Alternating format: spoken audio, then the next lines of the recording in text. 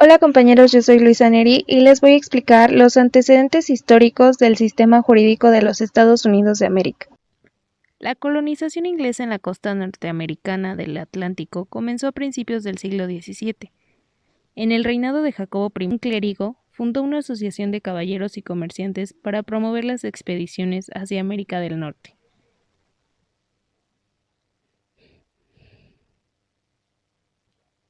En 1606 se otorgaron privilegios a dos compañías mercantiles llamadas Londres y Plymouth. La Compañía de Londres consiguió del rey Jacobo una carta donde se le reconocía la propiedad de todas las tierras situadas hasta 50 millas al norte y al sur, y hasta 100 millas de la costa de cada una de las colonias que fundara entre los paralelos 30. Los colonos establecieron la ciudad de Jamestown en honor al soberano inglés. La Compañía de Plymouth obtuvo del soberano una carta similar a la de Londres para colonizar las tierras situadas entre los paralelos 38 y 45, donde fundaron Nueva Inglaterra. Correspondía el poder ejecutivo a un gobernador real y el tesoro debía percibir la quinta parte de los metales preciosos que se descubrieran. Las colonias inglesas establecidas en América del Norte fueron fundadas unas por las mencionadas compañías y otras por una sola persona denominados propietarios. Unos y otros debían estar autorizados por el rey. Sus derechos y obligaciones eran consignados por el monarca en documentos llamados cartas. Los colonos ingleses, al salir de su país para establecerse en un nuevo territorio, llevaron con ellos el derecho de Inglaterra, que existía en la época de su asentamiento. Esto debido al caso Calvino, que establecía: el Common Law de Inglaterra es aplicable en principio. Los súbditos ingleses lo llevarán consigo cuando se establecen en territorios no sometidos a naciones civilizadas. El derecho inglés fue recibido en las colonias, pero no fue aceptado íntegramente. Esto debido por una parte a que muchos de los colonizadores habían llegado de América disgustados con las instituciones de su país y no querían verse sometidos al mismo sistema legal. Por otra parte, no conocían bien el common law y finalmente la vida de las colonias era muy diferente a la vida de Inglaterra, de modo que el sistema legal inglés no se adaptaba a las necesidades de las colonias. Por lo tanto, en algunas de las colonias la aplicación del derecho fue bajo las enseñanzas de la Biblia, tal como Florida y Luisiana, que lo hicieron bajo la influencia española y francesa, y se basaron en el sistema neorromanista. Por otra parte, Michigan y Wisconsin fueron también regidos por el derecho romano y hubo una tendencia a la codificación. En un principio la tierra era común, luego se dio a cada colono una determinada superficie, una propiedad particular, con lo que mostraron todos mayor afición al trabajo. El cultivo que más beneficios rendía era el tabaco. A partir de 1621, las colonias tuvieron gobierno propio, con asamblea de diputados, consejo de estados y gobernador. Los holandeses habían fundado en 1621 la Nueva Ámsterdam, los suecos Nueva Jersey y Delaware. Los puritanos se establecieron en Massachusetts. En 1624, Jacobo I declara disueltas las compañías y sin indemnizarlas les quita todos sus derechos y privilegios. En 1632, Lord Baltimore, con una colonia de católicos, organizó la colonia de Maryland. Para 1637, debido al aumento de los colonos que llegaban por conflictos en Inglaterra, Carlos I prohíbe la inmigración al Nuevo Mundo. En 1681, Guillermo funda una colonia que toma su nombre, Pensilvania. La principal ciudad de esta colonia fue Filadelfia. En la segunda mitad del siglo XVII creció mucho el número de colonos. Llegaron católicos perseguidos de Irlanda, puritanos y adeptos a otras sectas de Inglaterra y protestantes de Alemania. Georgia fue la última de las colonias fundadas en 1732 por Jacobo, el cual consiguió una concesión de tierras al sur de la Carolina, con el objeto de establecer en estas tierras a los criminales que habían cumplido con sus condenas en las cárceles de Inglaterra y habían encontrado dificultades para reincorporarse a su vida cotidiana. En 1765, el gobierno creó el derecho del sello, que provocó tanta indignación que el gobierno lo abolió. No obstante, lo que detonó a que las colonias siguieran sin adoptar el common law inglés fue que, en los siguientes años a 1763, los británicos empezaron a imponer nuevos impuestos a las colonias, sobre el azúcar, el café y textil. Volvió la tranquilidad, pero un nuevo plan de impuestos sobre el vidrio, el papel y el té ocasionó nuevas protestas. Para este momento, a mediados del siglo XVIII, ya existían las siguientes 13 colonias. En el siglo XVIII, los colonos empiezan a ver el common law de forma distinta. Se le considera un vínculo de todo lo que es el inglés en América. Frente a las amenazas que provinieron de Luisiana y Canadá, que pertenecían a Francia por parte, querían un derecho más evolucionado, y apareció la obra Comentarios sobre el Derecho de Inglaterra de William Blackstone, la cual tuvo una enorme difusión en América, y el prestigio del sistema legal inglés fue en aumento hasta imponerse. En 1773, un grupo de norteamericanos disfrazados de indios abordaron barcos ingleses y arrojaron al mar 342 costales de... Indignado, el Parlamento inglés votó una serie de leyes que los norteamericanos consideraron intolerables. En 1774, los líderes coloniales se reunieron en un primer congreso para boicotear el comercio británico. Un año después se estableció un segundo congreso, asumiendo la función de un gobierno nacional, y las colonias proclamaron la guerra a Inglaterra. El Congreso reunido en Filadelfia suscribió la Declaración de Independencia, redactada por Thomas Jefferson y aprobada por unanimidad el 4 de julio de 1776 por los representantes de las 13 colonias. Se presenta un estatuto de confederación permanente, que se discutió y aprobó por el Congreso. Ese estatuto, en su artículo primero, dio el nombre a la nación. Francia reconoce esta independencia y firma un tratado de comercio, amistad y alianza en 1778. Poco tiempo después, España y Holanda se adhieren al mismo. En 1781, los ingleses se rinden y ambos países firman la Paz de Versalles, en donde Inglaterra reconoce la independencia de Estados Unidos. Pero las 13 colonias no deseaban integrarse en una sola unidad política superior. Se sentían independientes de su antigua metrópoli e independientes los unos a los otros. No consideraban necesario hacer una confederación y mucho menos una federación. A pesar de que otros pensadores como Franklin, Washington, Jefferson y Hamilton opinaban de otra forma. Por ello, en 1787, el Congreso promulgó la Constitución de la Nueva República. Fue aceptada por todos los estados y adoptada en 1789. Finalmente, Estados Unidos de América trató de alejarse del common law de Inglaterra y quería hacer un derecho nacional con tendencia a la codificación.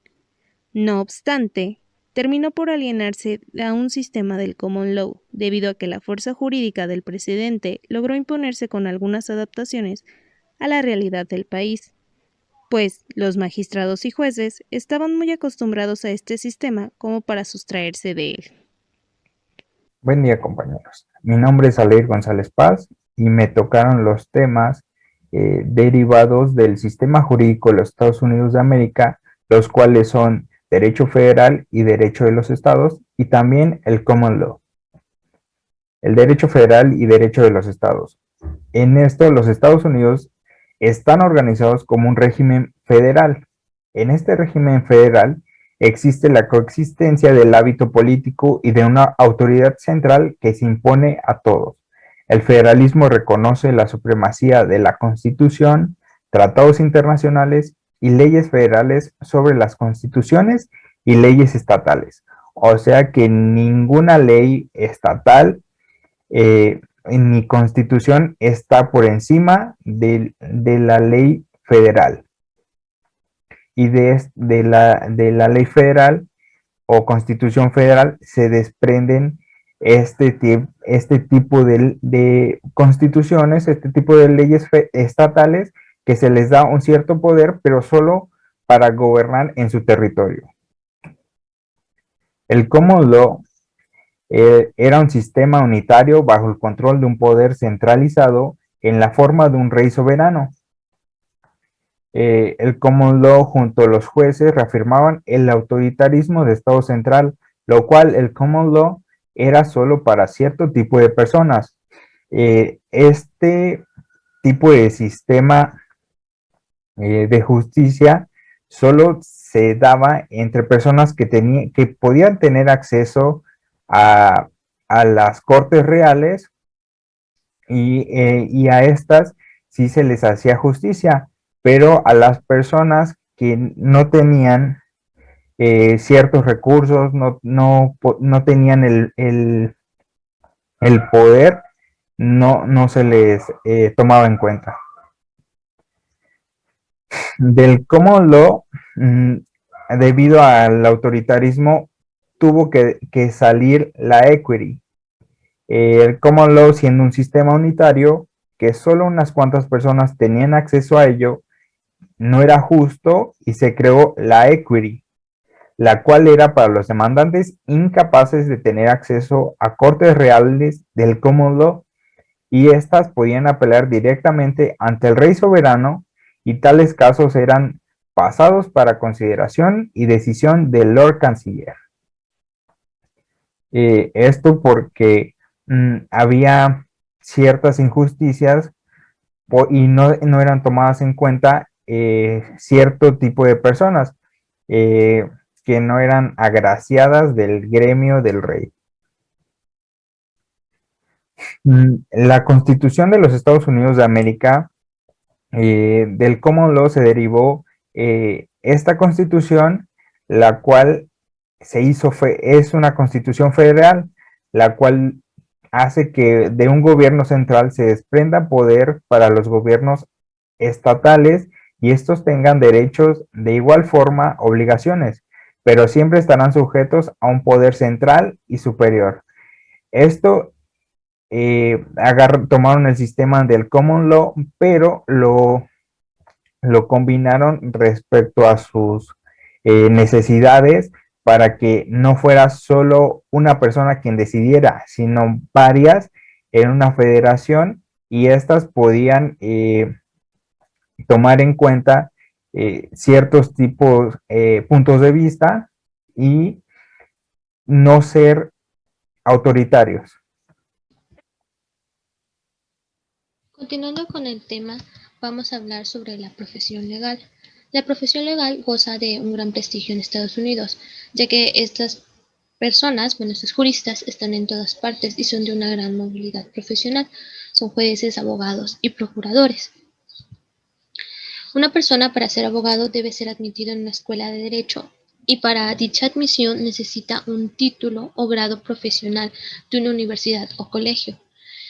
Los estudios de derecho son de tiempo completo, de cursos legales durante 6 semestres. Existen más de 175 escuelas de derecho en los Estados Unidos. Las que tienen mayor prestigio se caracterizan por ser miembros de la Asociación Americana de Escuelas de Derecho y han recibido la aprobación de la Asociación de la Barra Americana. Para que puedan tener ser miembros de estas dos asociaciones, necesitan tener ciertos requisitos. Necesitan, por ejemplo, que tener una biblioteca de por lo menos 60,000 volúmenes, espacio para estudio en la biblioteca para por lo menos el 65% de sus alumnos, y tienen que tener un currículum de materias razonablemente amplio. Y bueno, todas estas escuelas de derecho tienen tienen que estar sujetas a inspecciones periódicas para que se aseguren del cumplimiento de las normas de las asociaciones. El derecho que se enseña en las universidades es mediante el método de casos. La clase gira en torno a casos judiciales y consiste en una serie de preguntas que el profesor realiza a los alumnos.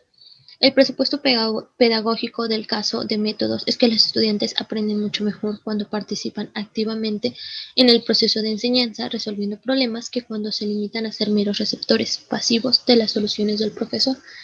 Básicamente, este método consiste en que el profesor llega con un caso, se lo entrega a los alumnos dándoles todas las herramientas necesarias, todos los materiales necesarios para que ellos puedan acceder a este caso, van a sus preceptos del caso y los pone para que sean abogados del actor o para que sean abogados del demandado, y les enseña a razonar como tal.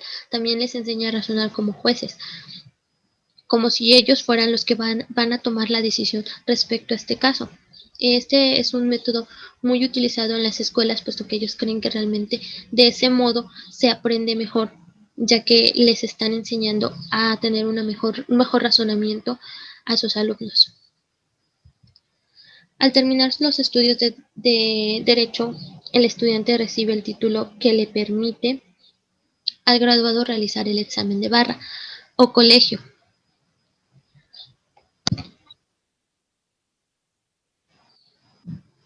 El examen de barra o colegio de abogados de su estado o de cualquier otro estado. Si lo aprueba, puede ejercer el derecho en dicho estado. Cabe mencionar que la ciudadanía norteamericana no es un requisito, solo deben residir en dicho estado. Y bueno, los exámenes son muy difíciles, sobre todo pues en las grandes ciudades o bueno, en los grandes estados, como podría ser California y Nueva York. Además, se exige un conocimiento muy profundo del derecho del estado en cuestión. Esto completa la formación recibida en las escuelas donde el estudiante pues cursó el derecho estadounidense. Las barras de abogados tienen entre sus funciones cuidar la ética profesional y la responsabilidad legal. Un abogado que no actúa con responsabilidad y ética puede ser expulsado de la barra. Bien, les voy a mencionar sobre el gobierno de Estados Unidos. Solo voy a hacer mención sobre él, puesto que mi compañero va a ahondar más en el tema. Estados Unidos es una república federal democrática con un régimen presidencialista, con 3 ramas de gobierno, que es el ejecutivo, donde está el presidente, el legislativo, que se divide en Cámara de Representantes y Senado, y el federal, que es la Corte Suprema. Estas ramas son independientes y mantienen el equilibrio del poder entre sí. Ahora que sabemos cómo es la forma de gobierno y la estructura del derecho del common law americano, abordaremos los 3 poderes que lo integran, los cuales son legislativo, judicial y ejecutivo. De tal suerte que primeramente abordaremos el poder legislativo y el ejecutivo. El poder legislativo radica en el Congreso de los Estados Unidos americanos.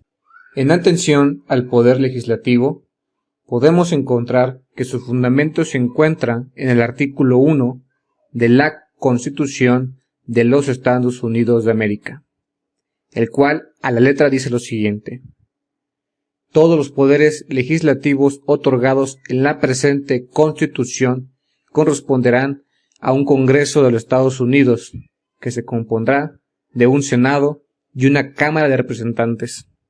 Así pues, la Cámara de Senadores se compone de 100 miembros, 2 por cada estado. Su periodo es de 6 años por cada senador. La representa el vicepresidente de los Estados Unidos de América, y para poder ser senador se requiere por lo menos contar con 30 años de edad, ser ciudadano americano y vivir en el estado representante. Por su parte, la Cámara de Representantes está integrada por 437 miembros, según la población de cada entidad federativa. Son elegidos cada 2 años, la preside un orador, y para poder ser representante requieres tener por lo menos 25 años de edad y 7 años de ser ciudadano de los Estados Unidos de América. El Congreso de los Estados Unidos de América funciona a través de las comisiones, que no son más que aquellas que auxilian al Congreso para poder legislar y tocar temas en particular.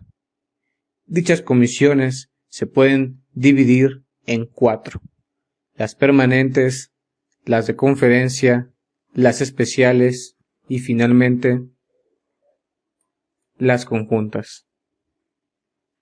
Las permanentes elaboran y dan forma a las iniciativas de ley. El Senado posee 18 y la Cámara de Representantes 23. asumiendo cada una un tema internacional en particular, como puede ser temas de comercio, de banca y de defensa. Las de conferencia son provisionales, solo intentan igualar las propuestas dadas por ambas cámaras. Las especiales posee el Senado 3 y la Cámara 5.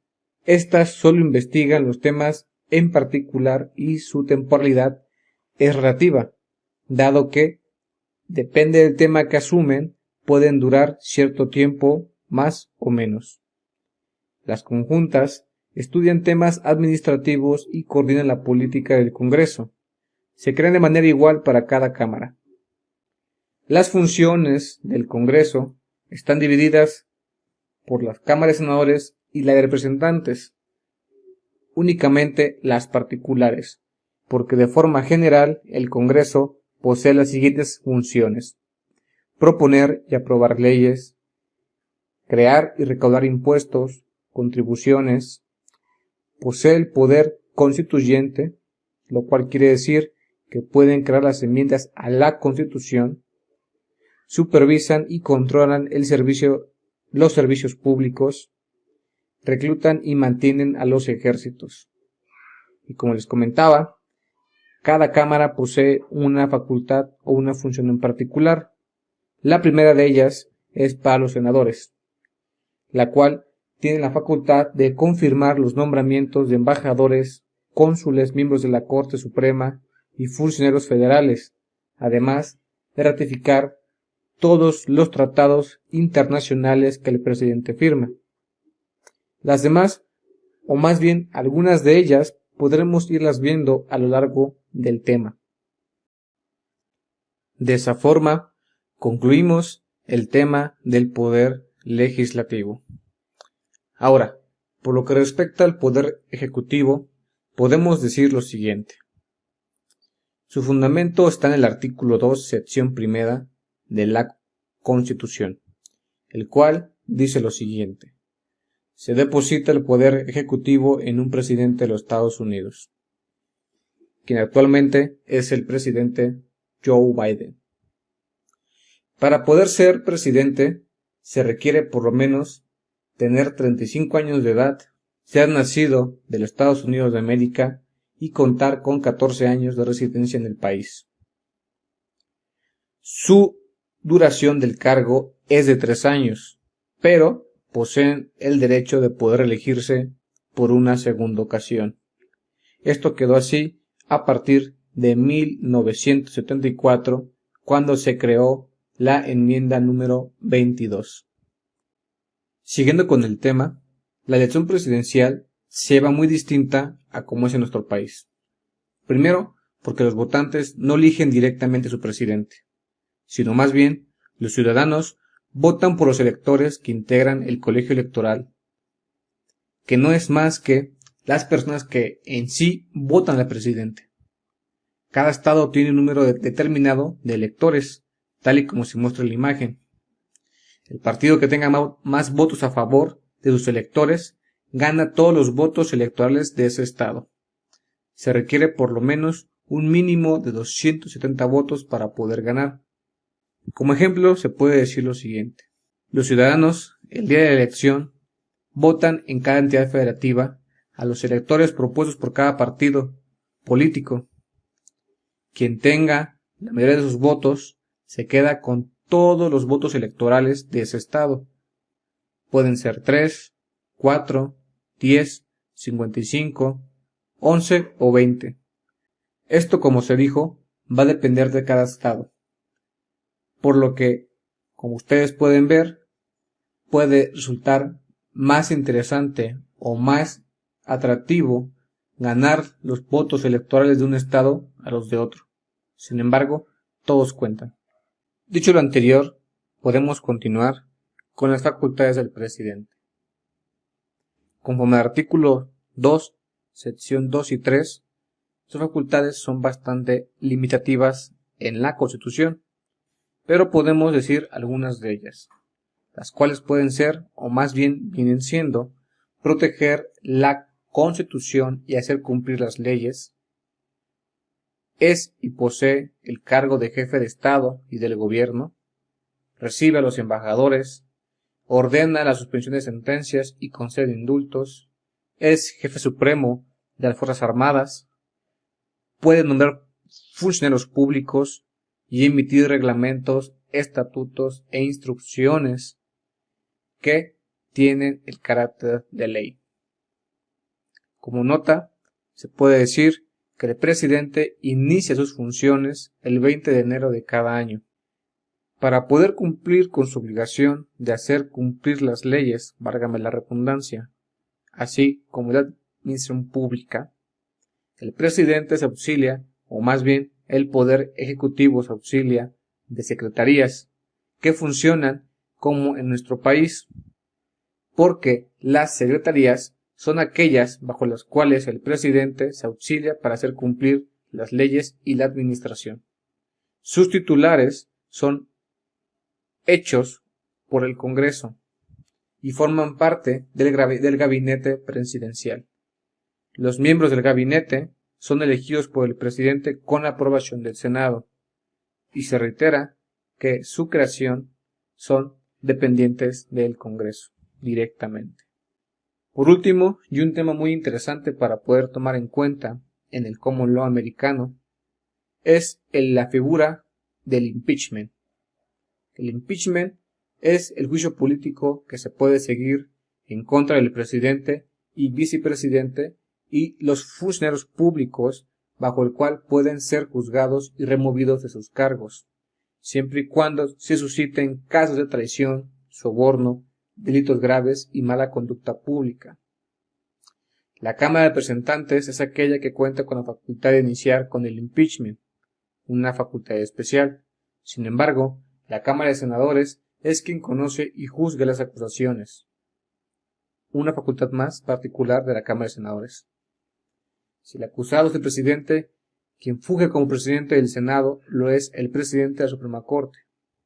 Y para que se pueda iniciar con el juicio, se requiere por lo menos con la aprobación de 2/3 partes de la Cámara del Senado. Pero, para poder dictar sentencia, únicamente se requieren las 2/3 partes que se encuentren en ese momento. Las penas del impeachment solo puede ser la inhabilitación del cargo, y se dejan a salvo los derechos o la facultad de poder seguir en contra del acusado por cualquier otra vía, llámese penal, civil o familiar incluso. Como les comentaba, una facultad más de la Cámara de Representantes es que en caso de que ninguno de los candidatos presidenciales gane las elecciones, éste podrá elegir de los 3 mejores, o más bien de los 3 candidatos con mayor número de votos, quién será el presidente. Esa es, pues, la última facultad especial con la que cuenta la Cámara de Representantes. De esa forma podemos concluir los temas respectivos al poder legislativo y ejecutivo del common law americano. Así, continuamos con los siguientes temas. Continuando con el orden de la exposición, es oportuno mencionar la estructura del Poder Judicial de los Estados Unidos de América. Para ello, es importante mencionar el contenido del artículo 3, sección 1 de la Constitución de dicho sistema jurídico, el cual establece lo siguiente. El Poder Judicial de los Estados Unidos será confiado a una Corte Suprema y a tribunales menores cuya formación sea ordenada por el Congreso. Entendiendo lo anterior, el Poder Judicial en este sistema jurídico está compuesto por una Corte Suprema de Justicia, por tribunales de circuito de apelación y por juzgados de distrito. En efecto, la estructura del Poder Judicial se encuentra jerarquizada de la siguiente manera. A la cabeza encontramos a la Suprema Corte de Justicia. Por debajo de ella, a los tribunales de circuito de apelación y por último, a los juzgados de distrito. Sin embargo, también es importante mencionar que existieron tribunales legislativos o también conocidos como especiales, entre ellos el Tribunal de Reclamaciones, el Tribunal de Aduanas, y el Tribunal de Apelaciones en materias aduanal y patentes. Para entrar y comprender de una mejor manera la estructura de cada uno de estos tribunales, entraremos al estudio individual y pormenorizado de cada uno de ellos, empezando, desde luego, por la Suprema Corte de Justicia. Fue construida o compuesta o nace a través de la Ley Judicial de 1789 expedida por el Congreso y entró en funcionamiento en el año de 1790. Está compuesta en la actualidad por un magistrado presidente y 8 jueces más, es decir, un total de 9 magistrados. Sin embargo, esto no siempre fue así, pues en un principio únicamente estaba compuesta por un magistrado presidente y 8 jueces más. Este cambio nace a raíz de la ley que se promulgó en el año de 1869, lo que reorganizó a la Corte en la manera en la que ya fue expuesta.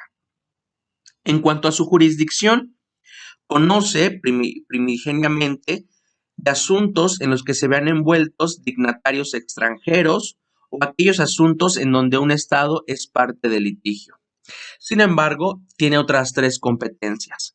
Conoce el recurso de apelación de tribunales inferiores, interpreta las leyes o el sentido que el Congreso quiso darle al momento de crear esa ley, y muy extraordinariamente determina si la legislación o los actos del Poder Ejecutivo se ajustan a la Constitución. Y digo muy extraordinariamente porque esta competencia de la Corte no se encuentra establecida en la Constitución, sino que nace a raíz del famoso caso conocido como Marbury contra Madison, del que conoció el famoso juez John Marshall en el año de 1803.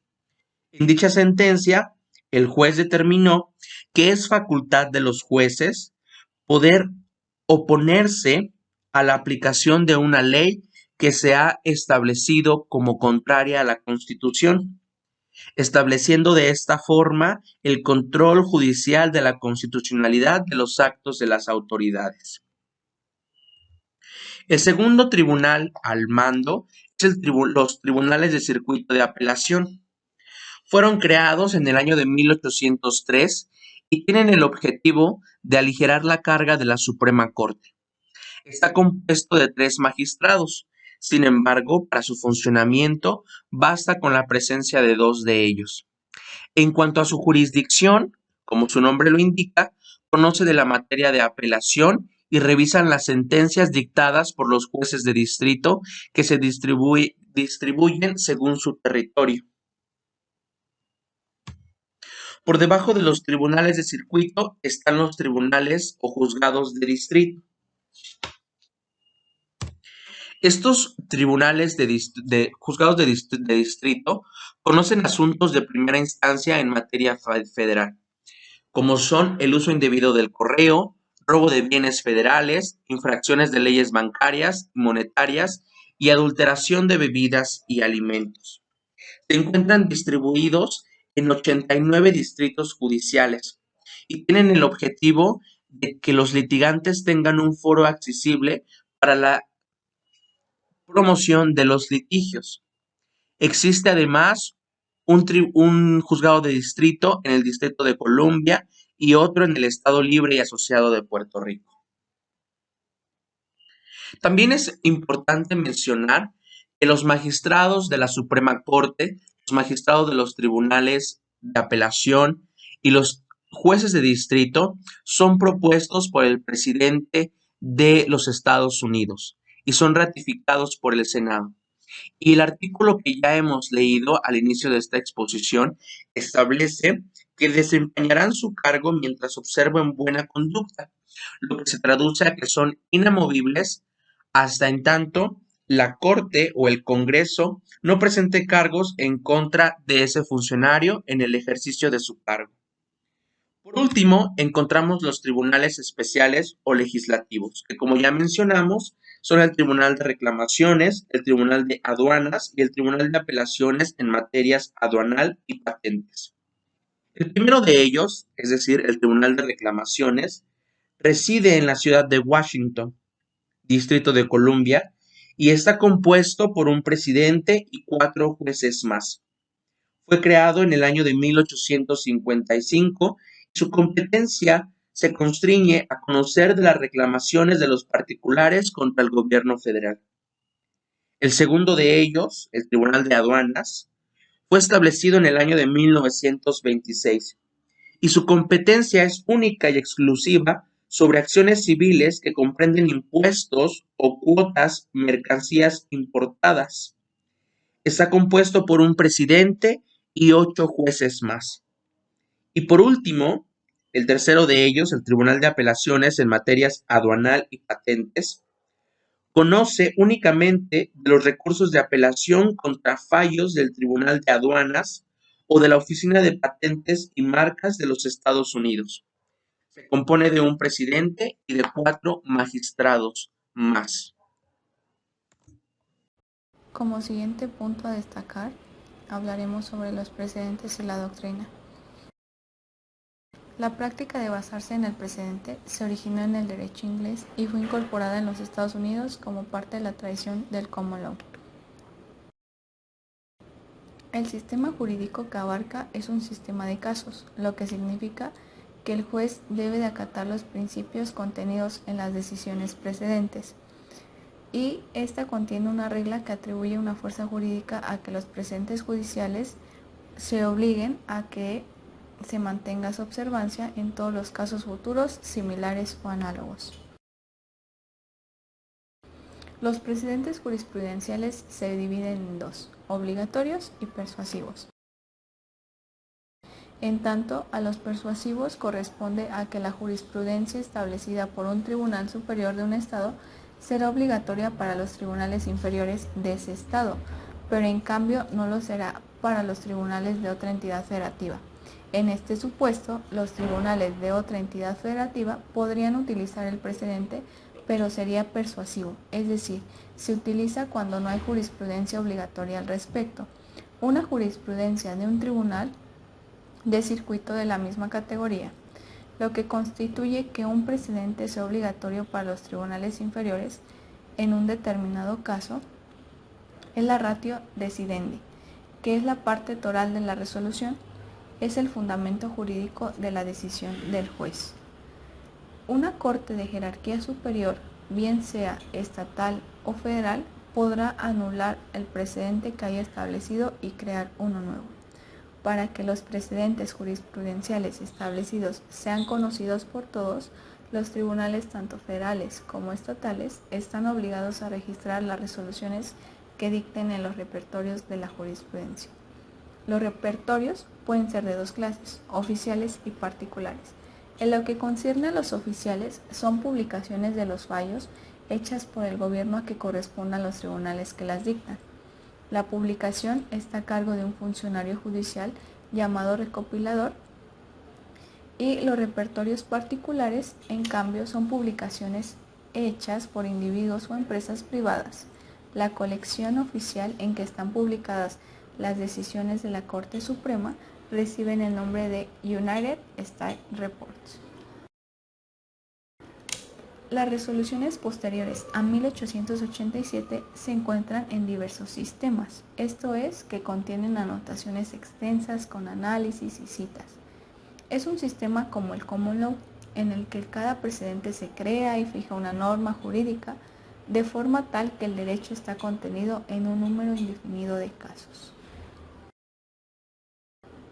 Ahora, hablar de los digestos es referirnos a que son prontuarios de jurisprudencia elaborados por peritos en la materia para las diversas decisiones contenidas en cada serie de repertorios.